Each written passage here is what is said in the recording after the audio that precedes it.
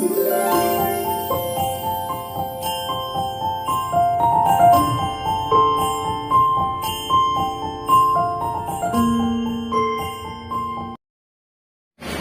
গুৰু শংকৰ সৰ্বগুণাকৰ যাকে নাহিকে পাম ৰমাহাৰি চৰণে শতকোটি বাৰে কৰোঁ প্ৰণাম জয় জয় জয় সমস্ত গুৰুকুল আইকুল মাতৃকুল সমস্ত শ্ৰীচৰণত আমি প্ৰণাম জনাই মই শ্ৰী হোমেশ্বৰ দেউৰীয়ে অন্য ভকত ভকতনীসকলে যেনেভাৱে প্ৰভুৰ গুণানুকীৰ্তন প্ৰচাৰ কৰাৰ প্ৰয়াস কৰিছে আমিও এয়া প্ৰথম আজি আৰম্ভণি কীৰ্তনৰ ৪বিংশতি অৱতাৰৰ প্ৰথম আধ্যা আমাৰ ভুল ত্ৰুটি সমস্ত গুৰুকুলে আৰু মাতৃকুলসকলে কৃপা কৰি যাতে আমাক মাৰ্জনা কৰে ইয়াকে আশা ৰাখি আমি আজি প্ৰথম আৰম্ভ কৰাৰ প্ৰয়াস কৰা হৈছে। কৃষ্ণ কৃষ্ণ কৃষ্ণ।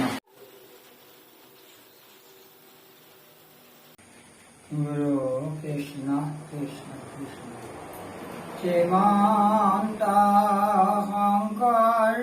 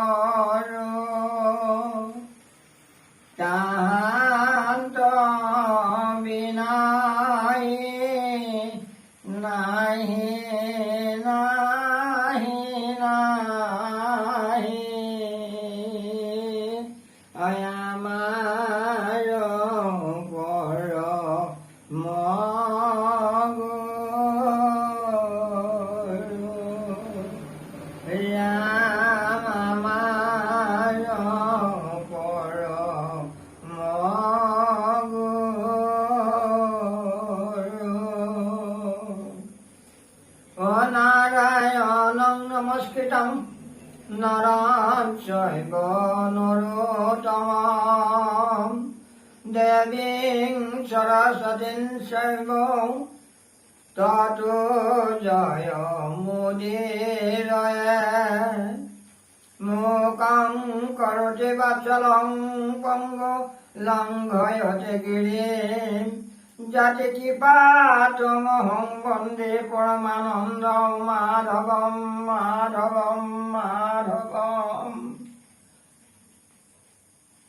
ও নমো ভগবতে বাসুদেবায়। ও নমো ভগবতে বাসুদেবায়।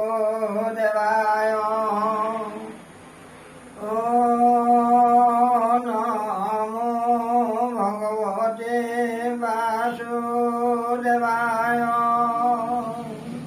গুরু কৃষ্ণ কৃষ্ণ কৃষ্ণ। জয় জয়তে সমস্ত বৈকুণ্ঠৰ পাৰিষদ সদৃশ গুৰু সমস্ত আই মাতৃসকল সবাতিকে প্ৰণাম জনাই আজি কীৰ্তনৰ ৪বিংশতি অৱতাৰৰ প্ৰথম অধ্যায় আলোচনা কৰিবৰ কাৰণে প্ৰয়াস কৰা হৈছে। ইয়াত যথেষ্ট ভুল ত্ৰুটি হ'ব। সমস্ত ভুল ত্ৰুটি যেন নিজৰ শিষ্য কিংবা নিজৰ পুত্ৰ বুলি ভাবি গুৰু সমস্তই আই সমস্তই যাতে ক্ষমা কৰে সভাতি শ্ৰীচৰণত আমি জয় জয়তে প্ৰণাম জনাই মূল কীৰ্তনৰ ৪বিংশতি অৱতাৰ আৰম্ভ কৰাৰ প্ৰয়াস কৰা হৈছে। কৃষ্ণ কৃষ্ণ কৃষ্ণ।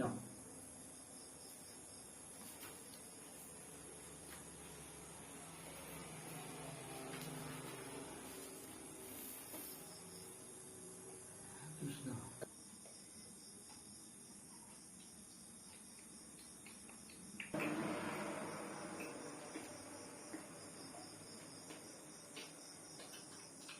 এই দুইখিনি একেলগ হ'বগৈ নহয়।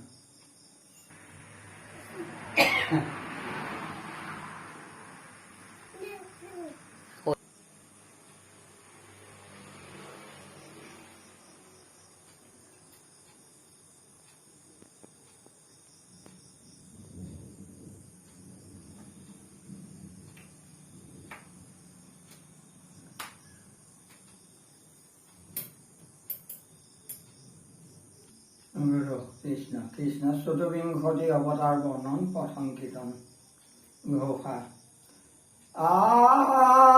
জয় হৰি গোবিন্দ নাৰায়ণ ৰাম কেশৱ ৰাম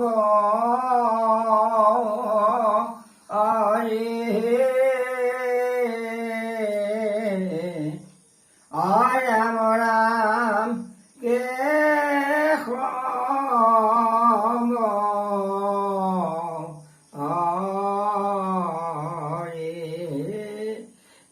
জয় হৰি গোবিন্দ নাৰায়ণ ৰাম কেশৱ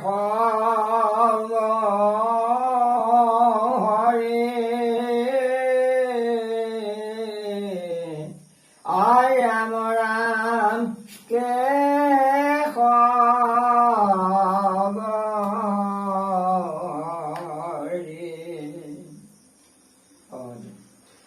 প্ৰথমে প্ৰণাম ব্ৰহ্ম ৰূপে সনাতন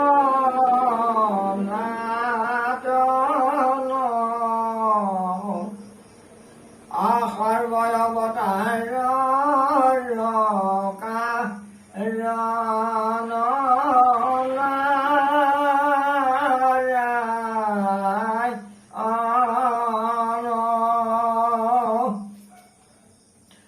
তজুনাভি কমলত ব্ৰহ্মা ভোলা জাত যুগে যুগে অৱতাৰ ধৰায়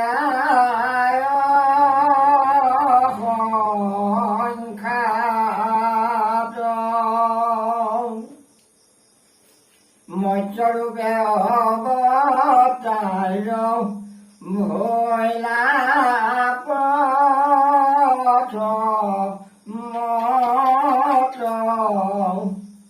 আৰু ধৰিলা চাৰি বেদ প্ৰলয়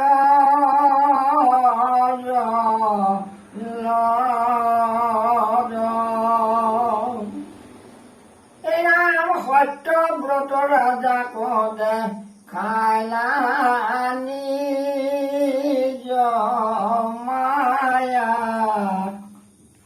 আন ধৰিলা সমুদ্ৰেতো মাৰ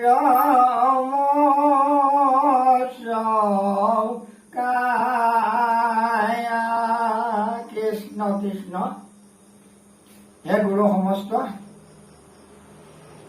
জগতগুৰু শ্ৰীমন্ত শংকৰ গুৰুজনাই মহাভাগৱতৰ পৰা কীৰ্তনৰ যি সৃষ্টি কৰিলে এই কীৰ্তনত প্ৰথম প্ৰভু ভগৱন্তই কেনেকে চতুৰ্বিংশতি অৱতাৰ লৈ জীৱৰ মুকুতিৰ প্ৰয়াস কৰিছিল এই সম্পৰ্কত এয়া প্ৰথম কীৰ্তনত ঘোষাত আছে জয় হৰি গোবিন্দ নাৰায়ণ ৰাম কেশৱ হৰি ৰাম ৰাম কেশৱ হৰি। এই ঘোষাজনাই এটা কথা প্ৰমাণ কৰিছে, ভাগৱতত কৈছে যজ্ঞবী মাধৱৰ নৱবিধা ভকতি মাধৱৰ শ্ৰৱণ কীৰ্তন কিন্তু আতি শ্ৰেষ্ঠতৰ। প্ৰভু ভগৱন্তক ভকতি কৰিবৰ বাবে নৱবিধা ভকতিৰ ব্যতিৰেকে জীৱই কেতিয়াও কি কৰিব নোৱাৰে, প্ৰভু ভগৱন্তৰ সান্নিধ্য লাভ কৰিব নোৱাৰে। আৰু গতিকে আজি এই প্ৰথম ঘোষাজনাত জয় হৰি পদে প্ৰভু ভগৱন্তৰ জয়ধ্বনি কৰিছে প্ৰভু ভগৱন্তক, আৰু গোবিন্দ নাৰায়ণ ৰাম কেশৱ হৰি ৰাম ৰাম কেশৱ হৰি এই কথাখিনি যদি চোৱা যায়, ইয়াত প্ৰভু ভগৱন্তৰ সহস্ৰ নামৰ মাজৰ পৰা নৱবিধ নাম ইয়াত সন্নিৱিষ্ট হৈছে। এই নৱবিধ নামকে নৱবিধা ভকতি বুলি ধৰা হওক। এতিয়া পদলৈ অহা হ'ল প্ৰথমে প্ৰণাম ব্ৰহ্মৰূপী সনাতন সৰ্ব অৱতাৰৰ কাৰণ নাৰায়ণ তজু নাভি কমলত ব্ৰহ্মা ভৈলা জাত যুগে যুগে অৱতাৰ ধৰা অসংখ্যাত। আজি প্ৰথমতে জগতগুৰু শ্ৰীমন্ত শংকৰ গুৰুজনাই কি কাক প্ৰণাম জনাইছে যে প্ৰথমে প্ৰণাম ব্ৰহ্মৰূপী সনাতন, অৰ্থাৎ জগতগুৰু শ্ৰীমন্ত শংকৰ গুৰুজনাই যিটো নৱ বৈষ্ণৱ ধৰ্ম প্ৰচাৰ কৰিছিল, এই নৱ বৈষ্ণৱ ধৰ্মৰ অন্য এটা নাম হ'ল সনাতন ধৰ্ম। সনাতন পদৰ অৰ্থ হ'ল যে চিৰন্তন, যি চিৰ শাশ্বত, যি আছিল আছে আৰু আগলৈকো থাকিব। সৃষ্টি পাতনিতো প্ৰভু ভগৱন্ত আছে, এতিয়াও আছে। সৃষ্টি যদি কি হয় আকৌ সম্পূৰ্ণ নাশো হয়, তেতিয়াও কিন্তু প্ৰভু ভগৱন্তৰ কেতিয়াও বিনাশ নহয়। সেইকাৰণে কৈছে প্ৰভু ভগৱন্ত মানে জগতগুৰু শ্ৰীমন্ত শংকৰ গুৰুজনাই যদ্যপি ভাগৱতত কৃষ্ণই হ'ল পৰম ব্ৰহ্ম, কৃষ্ণই হ'ল কৃষ্ণকে মূল অৱতাৰ বুলি লোৱা হৈছে, তথাপি কিন্তু ইয়াত কীৰ্তনত গুৰুজনাই প্ৰথম ব্ৰহ্মক চিন্তন কৰিছে, ব্ৰহ্মকে প্ৰণাম জনাইছে। ভাগৱতত য'ত কোৱা হৈছে, ঘোষাটো কৈছে এক কৃষ্ণদেও কৰিও কষেও ধৰিও টান চৰণ। এক কৃষ্ণক যদিও ভজিব লাগে, সেই কৃষ্ণ আকৌ ক'ৰ পৰা উৎপত্তি হৈছে তাৰ যদি প্ৰমাণ পোৱা যায়, ইয়াত কীৰ্তনত ক'লে যে প্ৰথমে প্ৰণাম ব্ৰহ্মৰূপী সনাতন। এই ব্ৰহ্মক চিন্তন, ব্ৰহ্মনো কি? এতিয়া যদি ব্ৰহ্মনো কি যদি চোৱা যায়, তেতিয়াহ'লে ব্ৰহ্ম কি এই সম্পৰ্কে জনা একেবাৰে কঠিন। এতিয়া আহক যি মহাভাগৱতৰ পৰাই, দ্বাদশ স্কন্ধ ভাগৱতৰ পৰাই গুৰুজনাই আনি কীৰ্তনৰ সৃষ্টি কৰিলে। সেই ভাগৱতৰ প্ৰথম পদ জনা হ'লগৈ কি জয় জয় কৃষ্ণ কৃপাময় মহেশ্বৰ যাৰ আজ্ঞা শিৰে বহে ব্ৰহ্মা হৰিহৰ। যে প্ৰথম কাক প্ৰণাম কৰ? জয় জয় কৃষ্ণ কৃপাময় মহেশ্বৰ যাৰ আজ্ঞা শিৰে বহে ব্ৰহ্মা হৰিহৰ। যাৰ আজ্ঞা কি হয়? ব্ৰহ্মা হৰি আৰু হৰেও, অৰ্থাৎ ব্ৰহ্মা বিষ্ণু আৰু মহেশ তিনিও যাৰ আজ্ঞা পালন কৰে, গতিকে সেই হ'ল পৰম ব্ৰহ্ম। গতিকে ব্ৰহ্মৰ কিন্তু স্বৰূপ পোৱা নগ'ল। গতিকে যদি ব্ৰহ্ম কিনো চাবলৈ যোৱা যায়, তেতিয়াহ'লে কৃষ্ণ গীতা বা শ্ৰীমদ ভাগৱত গীতাত এটা কথা ক'লে যে জয় দেৱহৰি চৰণে বন্ধু নাৰায়ণ নিৰাশাৰ সুৰ নৰ মুনি ধ্যানতো নপাৱে ৰূপ ৰেখা নাহি যাৰ। যে ব্ৰহ্ম কি দবে? নিৰাকাৰ ব্ৰহ্ম, যাৰ ৰূপ নাই, ৰেখা নাই, যাৰ মূৰ্তি নাই, তেনে ব্ৰহ্মক প্ৰথম কি হৈছে গৈ যায় শ্ৰীমন্ত শংকৰ গুৰুজনাই এই সনাতন ধৰ্ম বা নৱ বৈষ্ণৱ ধৰ্ম প্ৰচাৰ কৰিবলৈ গৈ তেওঁ কি কৰিছে? প্ৰথমতে নিৰাকাৰ ব্ৰহ্মক চিন্তন কৰিছে, প্ৰণাম জনাইছে। আৰু নিৰাকাৰ ব্ৰহ্মই যেতিয়া কি হ'ল, তাৰ পৰা নিৰাকাৰ ব্ৰহ্মৰ পৰা জগত সৃষ্টি কৰিবৰ কাৰণত তেৰাই কি হ'ল? ব্ৰহ্মা বিষ্ণু মহেশ তিনিওকো উৎপত্তি যেতিয়া কৰাই, ব্ৰহ্মাক ক'ৰ পৰা উৎপত্তি কৰাইছিল? তজু নাভি কমলত ব্ৰহ্মা ভৈলা জাত যুগে যুগে অৱতাৰ ধৰা অসংখ্যাত। প্ৰভু নিৰাকাৰ ব্ৰহ্মই শ্ৰী নাৰায়ণৰ মূৰ্তি ললে, তেতিয়া আকাৰ ললে, মূৰ্তি হ'ল। সেই হ'লগৈ কি শ্ৰী নাৰায়ণ। আৰু শ্ৰী নাৰায়ণৰ নাভিৰ পৰাই কি হ'ল? ব্ৰহ্মাৰ উৎপত্তি হৈছিল। সেই নিৰাকাৰ ব্ৰহ্ম শ্ৰী নাৰায়ণৰ নাভি কমলৰ পৰাই, অৰ্থাৎ নাভিৰ পৰা যি পদুম ফুলৰ উৎপত্তি হৈছিল, সেই পদুম ফুলতেই পাহৰতে কি হ'ল? ব্ৰহ্মাৰ উৎপত্তি হৈছিল। সেইকাৰণে কৈছে তদু নাভি কমলত ব্ৰহ্মা ভৈলা জাত যুগে যুগে অৱতাৰ ধৰা অসংখ্যাত। আৰু এনে ভাৱেৰে প্ৰথম অৱতাৰ হ'লগৈ কি তেওঁ শ্ৰী নাৰায়ণ অৱতাৰ লৈ তাৰ পৰাই ব্ৰহ্মাক উৎপত্তি কৰালে। এনেকৈ প্ৰভু ভগৱন্তই কি হ'ল প্ৰয়োজনৰ খাতিৰত যুগে যুগে নানা অৱতাৰ লৈ তেওঁ জীৱৰ মুকুতিৰ পথ দেখুৱাই গ'ল। এতিয়া আহা হওক মৎস্যৰূপে অৱতাৰ ভৈলা প্ৰথমত উদ্ধাৰিলা চাৰি বেদ প্ৰলয় দলত। সত্যৱত ৰাজাক দেখাইলা নিজ মায়া নধৰিলা সমুদ্ৰে তোমাৰ মৎস্য কায়া। প্ৰথম কি অৱতাৰ লৈছিল প্ৰভু ভগৱন্তই মৎস্য অৱতাৰ। এই মৎস্য অৱতাৰটো কিয় ল'ব লগা হ'ল? ভাগৱতৰ নৱম স্কন্ধৰ মৎস্য অৱতাৰ বুলি এতিয়া আখ্যান আছে। সেই আখ্যানত এটা কথা পোৱা যায়, প্ৰভু নিৰাকাৰ ব্ৰহ্মই কি হ'ল প্ৰথম যেতিয়া ব্ৰহ্মাক উৎপত্তি কৰিলে আৰু ব্ৰহ্মাই সৃষ্টিৰ দায়িত্ব পালন কৰিবৰ কাৰণত তেওঁ আধা বয়স তপস্যা কৰোঁতেই কৈছিল।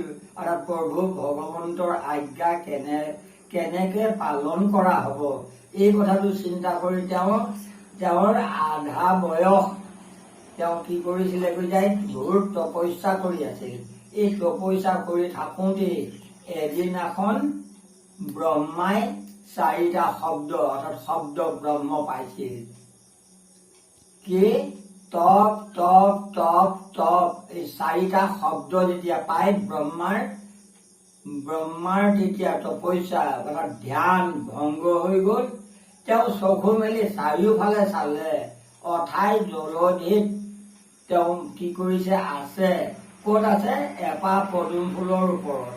আৰু চাৰিওফালে অথাই জলধি যেতিয়া দেখিলে, গতিকে এই শব্দটো ক'ৰ পৰা আহিছে এই কথাটো কিন্তু কি হ'ল ব্ৰহ্মায়ো গম নাপালে।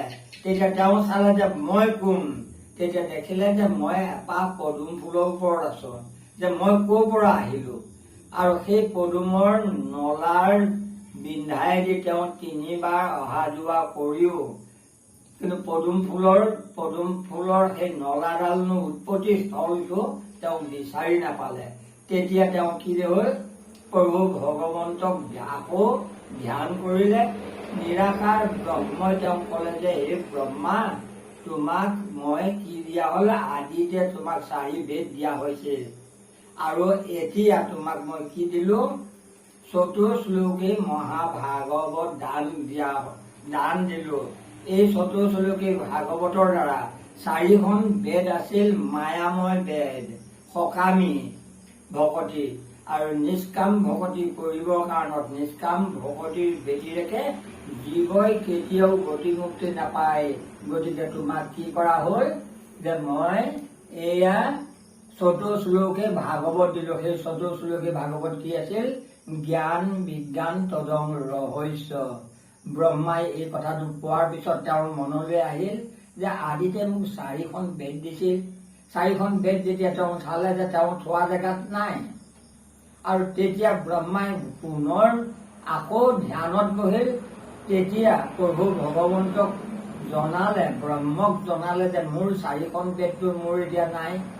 আৰু 4খন বেদ তেতিয়া প্ৰভু নিৰাকাৰ ব্ৰহ্মই বোলে এই 4খন বেদ কি কৰিল?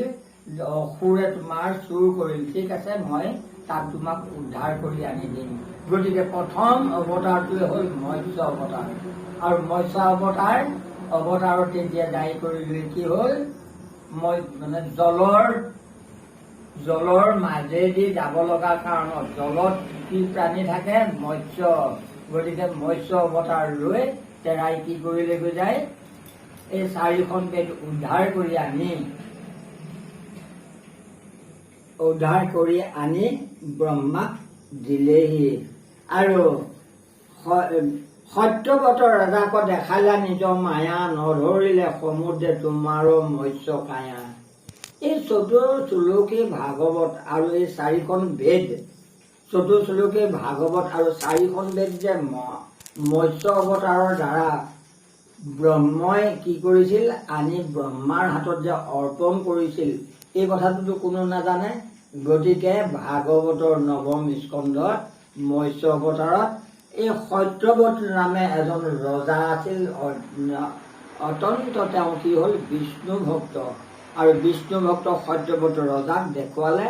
আৰু সত্যৱত ৰজাৰ এই এটি দীঘলীয়া আখ্যান আছে, যিটো আখ্যান আমি প্ৰভু ভগৱন্তই কৃপা কৰিলে কেতিয়াবা এই সম্পৰ্কত আমি আলোচনা কৰিম। কৃষ্ণ। এতিয়া আমি আহোঁ পিছৰ পদলৈ। এৰা কুৰ্ময় অৱতাৰ ভৈলা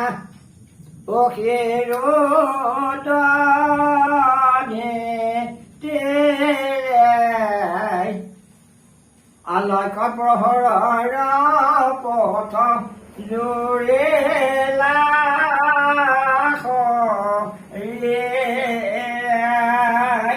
কৰিলে কপৰি স্তুতি পুৰা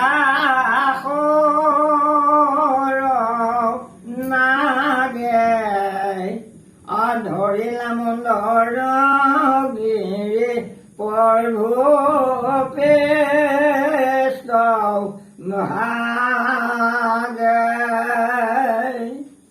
কি হ'ল গৈ যায় কুৰ্ম অৱতাৰ। তেওঁ কুৰ্ম অৱতাৰৰ ভৈলা শিৰোদধি তীৰে লক্ষ্য পোহৰৰ পথ জুৰিলা শৰীৰে কৰিলে পৰিস্তুতি সুৰা সুৰ নাগে ধৰিলা মন্দৰগিৰি প্ৰভু পৃষ্ঠ ভাগে।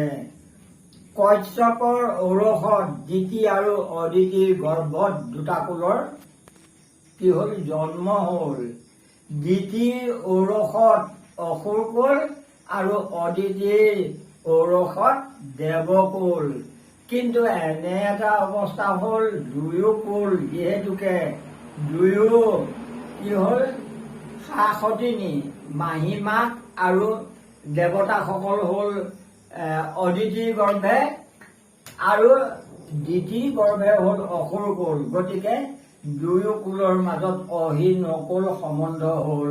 সাপ আৰু নেউলৰ সম্বন্ধ যেনেকুৱা ইটোৱে সিটোক দেখিলে যেনেকে কি হয় শত্ৰু মানে ভাৱ ত্যাগ কৰিব নোৱাৰে, এই দেৱতা আৰু অসুৰ কুলৰ মাজতো তেনে হ'ল, যাৰ বিনিময়ত ব্ৰহ্মাৰ ওচৰলৈ গোটেই দেৱতাসকলে এদিনাখন গৈ দেৱতাসকলক উপকাৰৰ কাৰণে ব্ৰহ্মাক সাধনি ধৰিলে। আৰু ব্ৰহ্মাই বোলে এই কৰ্মটো মোৰ কৰাৰ অধিকাৰ নাই, আমি বৈকুণ্ঠলৈ যাব লাগিব, বৈকুণ্ঠৰ প্ৰতি বেদীৰেকে এই কৰাৰ আনৰ একো কাৰো অধিকাৰ নাই। আৰু সকলো দেৱতাসকলক লৈ ব্ৰহ্মাই বৈকুণ্ঠপতিৰ ওচৰ পোৱাত বৈকুণ্ঠপতিয়ে তেতিয়া কি ক'লে, বোলে তোমালোকে কি কৰিব লাগিব, সাগৰ মন্থন কৰিব লাগিব। সাগৰ মন্থন কৰিলে অমৃত বাহিৰ হ'ব, আৰু অমৃত পান কৰিলে দেৱতাসকল অমৰ হবা, আৰু তেতিয়াহে অসুৰৰ লগত তোমালোকে ৰণত জিকিব পাৰিবা। এইখিনি কওঁতে প্ৰভু বৈকুণ্ঠপতিয়ে এটা পুৰণা সাধু কথা কৈছে, যিটো সাধু কথা আজি ভাগৱতৰ অষ্টম স্কন্ধত সাগৰ মন্থনত আছে। এই কথাখিনিও বৰ দীঘলীয়া হয়, গতিকে আমি আকৌ প্ৰয়োজন হলে প্ৰভু ভগৱন্তৰ কৃপা হলে আপোনালোকৰ আগত আমি সেই কথাখিনি অন্য এটা কালত আলোচনা কৰা হ'ব। এতিয়া সাগৰ মন্থনৰ কাৰণত দেৱতা আৰু দৈত্য দুয়োকুলে লগ হৈ মন্দৰগিৰি পৰ্বত যেতিয়া আনি প্ৰভু ভগৱন্তৰ কৃপাত আনি সাগৰত দিলে, আহি মন্দৰগিৰি যেতিয়া তললৈ যোৱাৰ উপক্ৰম হ'ল, দেৱতা দৈত্য দুয়োকুলে তেতিয়া কৰিলে পৰিস্তুতি সুৰা সুৰ নাগে ধৰিলা মন্দৰগিৰি প্ৰভু পৃষ্ঠ ভাগে। দেৱতা অসুৰ আৰু বাসুকী নাগ তিনিও কুলে লগ হৈ প্ৰভু ভগৱন্তক যেতিয়া স্তুতি কৰিব ললে যে তোমাৰ বাক্য নৰয় এতিয়া, গতিকে তুমি কৃপা কৰা, তেতিয়া প্ৰভু ভগৱন্তই কি কৰিলে যায়, এদিন কুৰ্মৰ অৱতাৰ ললে। কুৰ্ম অৱতাৰ লৈ তেওঁ কৰিলে কি, সেই মন্দৰগিৰিৰ তলৰ পৰা ওপৰলৈ দাঙি ধৰিলে। সেয়া হ'ল কুৰ্ম অৱতাৰ। এ নাম দিব্যযজ্ঞ বৰাহস ৰূপ ভৈলা তুমি অলীলায় দণ্ডৰগে ওধাৰেলা তুমি হে ৰাম তোমাক কৰিলে যুদ্ধ হেৰো নাই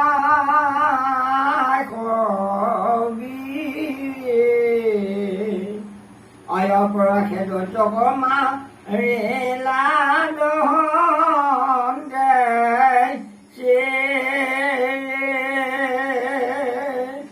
এই দিব্য যজ্ঞ বৰাহ স্বৰূপ ভৈলা তুমি লীলায়ে দন্তৰকে উধাৰিলা তুমি।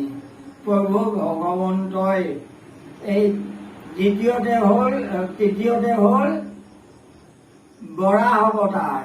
বৰাহ অৱতাৰ লোৱাৰ মূল কাৰণে হ'ল যেতিয়া নাহি জল নাহি থল নাহিকে আকাশ, য'ত নাই ৰবিৰ প্ৰকাশ, যেতিয়া পৃথিৱীৰ উৎপত্তি যেতিয়া হোৱা নাই তেতিয়াই কি হ'ল ব্ৰহ্ম লোকত ব্ৰহ্মাই এটি যজ্ঞ সম্পাদন কৰিছিল, যিটো যজ্ঞৰ পৰা এটি বগা গাহৰি পোৱালিৰ উৎপত্তি হৈছিল।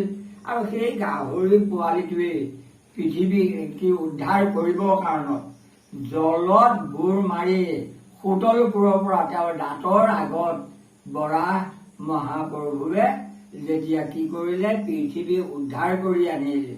ইতিমধ্যে হিৰণ্যাক্ষ আৰু হিৰণ্যকশিপু এই দুয়ো জয় বিজয়ৰ প্ৰথম অৱতাৰ, প্ৰথম মানে জন্ম। হিৰণ্যাক্ষই কি কৰিছে? হিৰণ্যাক্ষই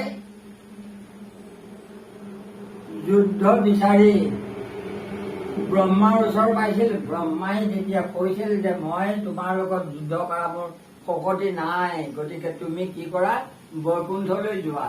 আৰু বৈকুণ্ঠ প্ৰতিও তেতিয়া বোলে মই তোমাৰ লগত যুদ্ধ কৰা মোৰো শক্তি নাই, তোমাৰ সমান এজন মহাবীৰ ইতিমধ্যে জলত বুৰ মাৰি সুতলপুৰলৈ গৈ আছে, তুমি যোৱা। সুতলপুৰৰ পৰা সুতলপুৰলৈ যাওঁতে তুমি বাটতে তেওঁক লগ পাবা আৰু তেওঁৰ লগতহে তোমাৰ যুদ্ধ মিলিব, মানে সমসৰ যোদ্ধা তুমি যেতিয়া পাবা।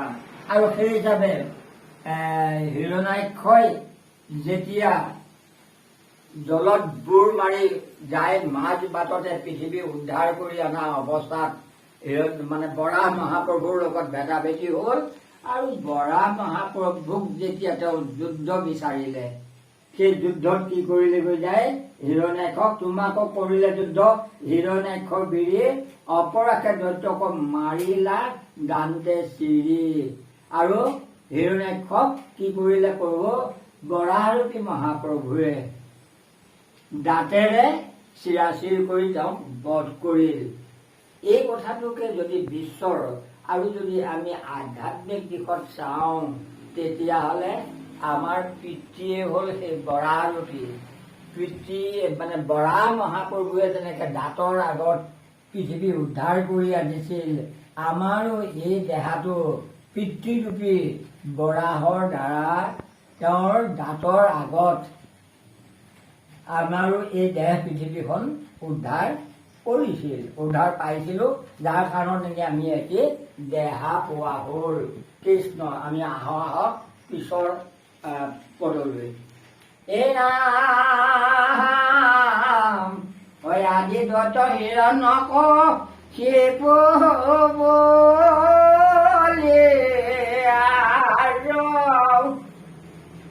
নৰসিংহ ৰূপে হিয়া বেদাৰে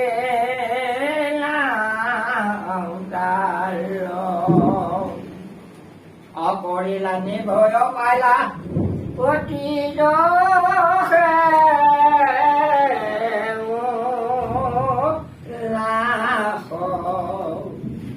ভক্ত প্ৰহ্লাদক প্ৰভু কৰিলা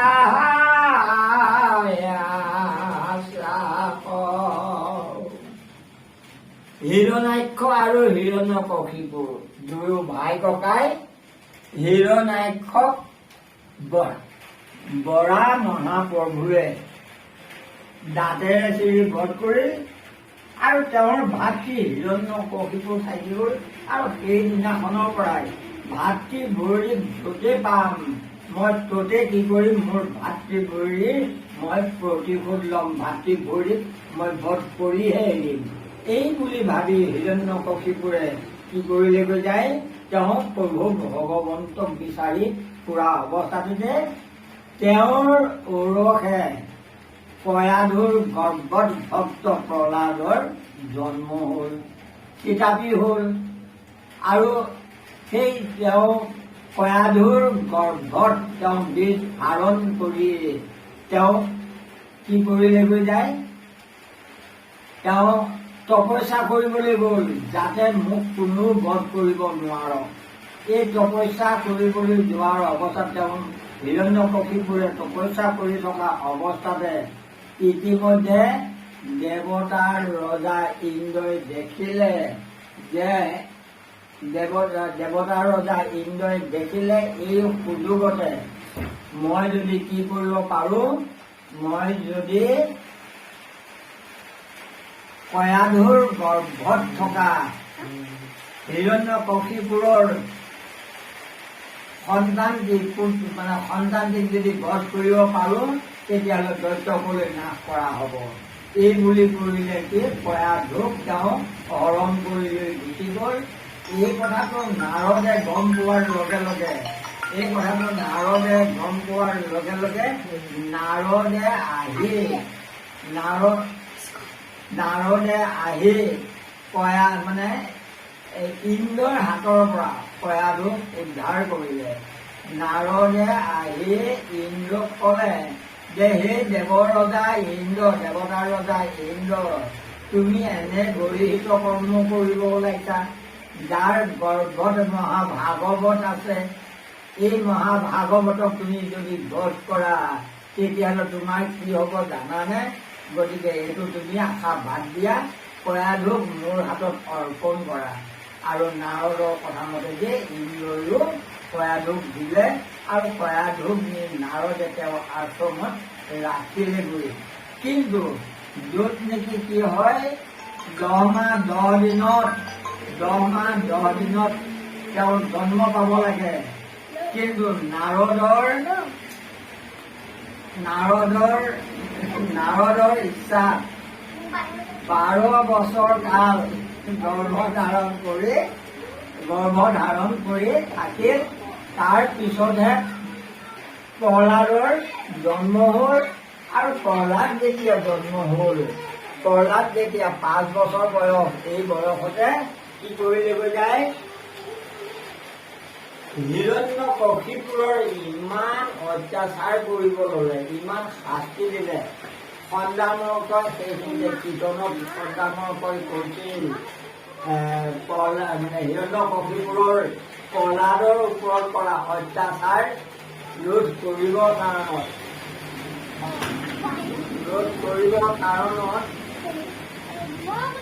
তেতিয়া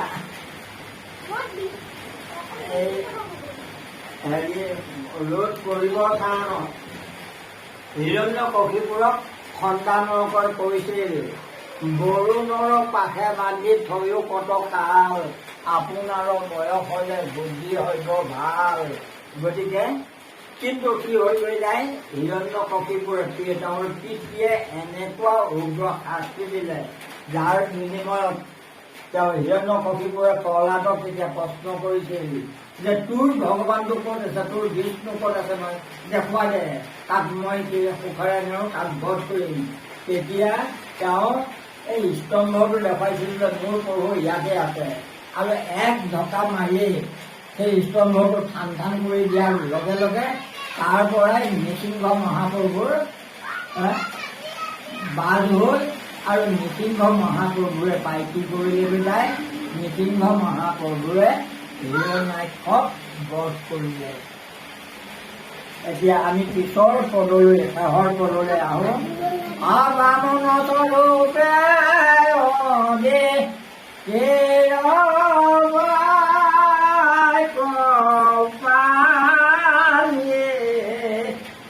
আইন কথা পিলা চলে বলে কালে এৰা লোক আক্ৰমিলা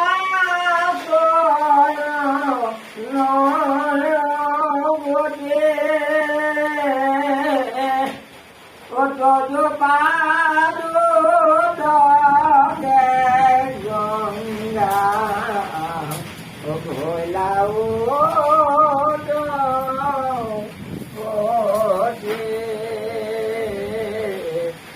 কৃষ্ণ শংকৰ গুৰু হৰি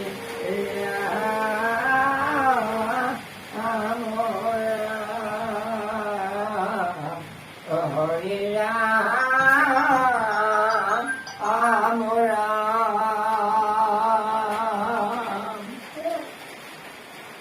বামন স্বৰূপে অধি তিৰ বাক্য পালি ইন্দ্ৰক ধাপিলা চলে বলিব নিকালি তৰিকক আচমিলা চৰণৰ গতি তজু পাদুলোকে গংগা ভৈলা উদগতি ইতিমধ্যে এই দেৱতা আৰু অসুৰ দেৱতা আৰু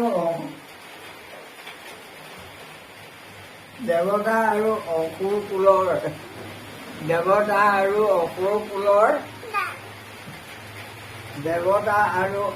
কুলৰ মাজত দেৱতাসকলৰ ৰক্ষা কৰিবৰ কাৰণত অদিতি আয়ে কি কৰিলেগৈ যায় এনে ঘোৰ তপস্যা কৰিলে হে প্ৰভু যেন মই এটি তুমি সৰা সমুখৰ এটি জেগাত পুত্ৰ পাওঁ আৰু যি পুত্ৰৰ বিনিময়ত মোৰ কাল শত্ৰু দৈত্যকুলৰ নাশ কৰি মোৰ পুত্ৰসকল যাতে মোৰ মহাসুখত থাকিব পাৰে গতিকে এই বামন স্বৰূপে অদিতিৰ বাক্য পালি অদিতিৰ গৰ্ভত বামন মহাপ্ৰভু বামন পদে তেওঁ একেবাৰে বাওনা বুজাইছে মাত্ৰ 1.5 বেগত ওখ এটি দেৱতাৰ জন্ম হ'ল আৰু অদিতিৰ বাক্য মতেদি তেওঁ কি কৰিলে ইন্দ্ৰক ধাপিলা চলে বলিক নিকালি ইন্দ্ৰক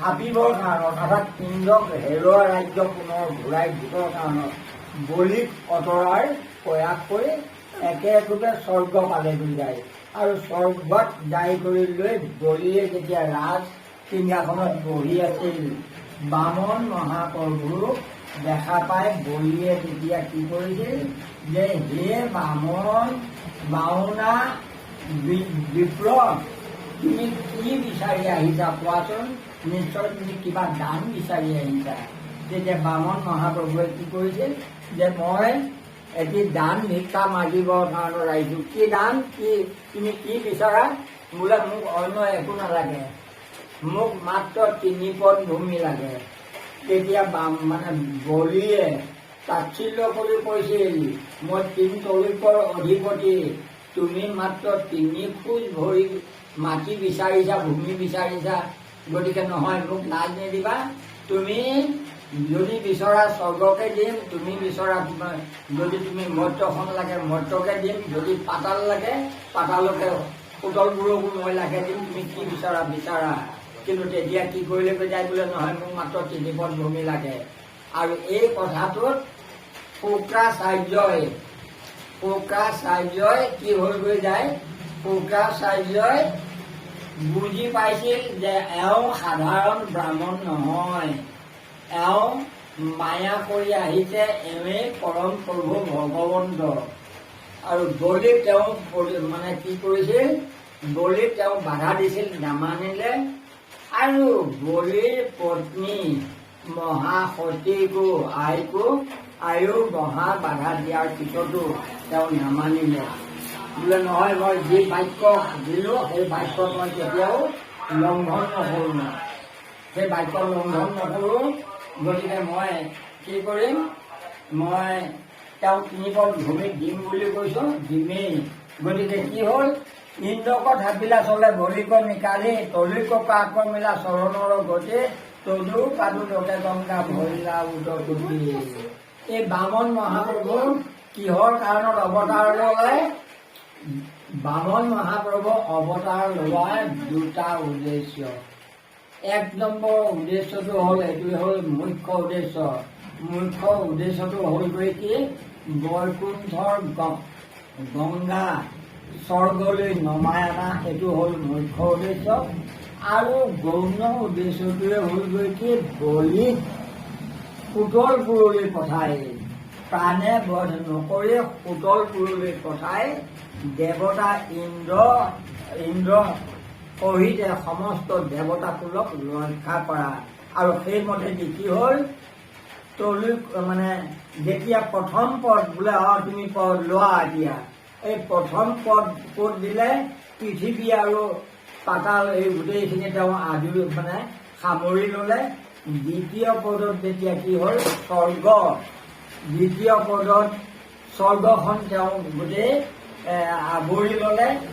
তেতিয়া বোলে মইতো এতিয়া তুমি 3 পদ দিয়াৰ বাক্য দিছিলা, আৰু 1 পদ মই ক'ত থ'ম, ক'ত দিম এতিয়া? তেতিয়া দায়ী কৰি লৈ তেওঁৰ মহাসতী ভাৰ্যাৰ উপদেশ মতে দি বোলে তুমি বুজি নাপালা হে স্বামী, তোমাৰ শিৰভাগ দিয়াৰ বাহিৰে আৰু তোমাৰ একো গতন্ত্ৰ নাই, গতিকে তুমি শিৰভাগ পাতি দিয়া। এই যেতিয়া বলিয়ে যেতিয়া তেওঁ মোৰটো শিৰভাগ যেতিয়া জোঁৱাই দিলে, বোলে তুমি ইয়াতে এই মোৰ শিৰতে তোমাৰ 3য় পদ থোৱা, সেই তেতিয়া তেওঁ নাভিৰ পৰা এখন ভৰি ওলাই তলিকপা আকৌ মিলা চৰণৰ গতি, তজু পাদু ডকে গংগা ভৰিলা উদপতি। আৰু প্ৰভু বামন মহাপ্ৰভুৰ নাভিৰ পৰা ওলোৱা 3য় পদে গৈ বৈকুণ্ঠৰ কটা ফুটাই বৈকুণ্ঠৰ গংগা আহি স্বৰ্গ পোৱালে। আহি এইখিনিতে এই গংগা, এতিয়া আমাৰ ভকতসকলৰ মাজত এটা কথা আলোচনা হয়, সেইটোৱে হ'ল বামন মহাপ্ৰভুৰ চৰণৰ পৰা গংগা উৎপত্তি হৈছিল। এইটো সত্য জানো? গতিকে এইটো আমি জনামতে দি, ভকতৰ মুখে শুনামতে দি এইটো সত্য নহয়। কিয়নো ব্ৰহ্মাই এটি যজ্ঞ ব্ৰহ্মলোকত পাতিছিল, যিটো যজ্ঞলৈ বৈকুণ্ঠপতিয়ে নহয়,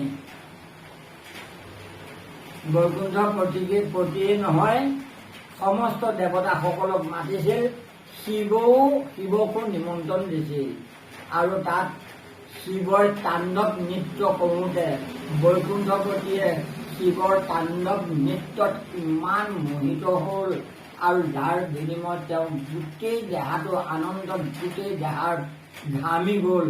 আৰু সেই ঘামৰ পৰা তেওঁৰ মানে পদৰ বুঢ়া আঙুলিৰ পিনে টুপ টুপকে পৰিব লওঁতেই ব্ৰহ্মাই দেখিলে যে এতিয়াই গোটেই ব্ৰহ্মলোকে নহয়, সমস্ত প্ৰভুৰ সৃষ্টি সমস্ত নাশ হয়।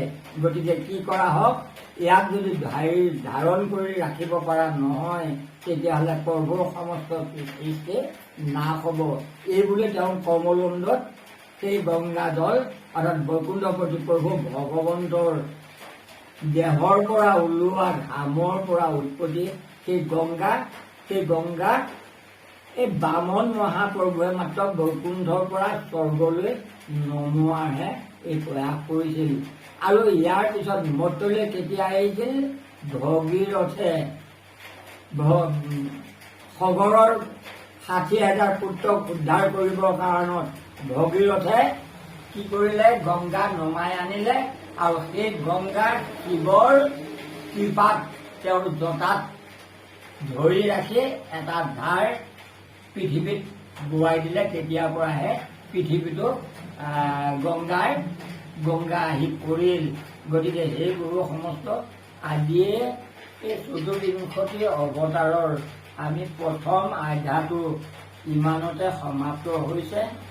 আমি সমস্ত গুৰুকুল আৰু আইসকল, সমস্ত ভকতজনীসকলৰ ওচৰত আমি বিনম্ৰভাৱে অনুৰোধ জনাইছোঁ, আমি ইয়াত কথন মথনত যথেষ্ট অপৰাধ হৈছে, ভুল ভ্ৰান্তি হৈছে, সমস্তখিনি আপোনালোকৰ শিষ্য কিংবা নিজৰ পুত্ৰ বুলি ক্ষমা কৰিব বুলি আমি আশা ৰাখি আজি এই আধ্যাৰ ইমানতে আমি সামৰণি মৰা হৈছে। কৃষ্ণ কৃষ্ণ।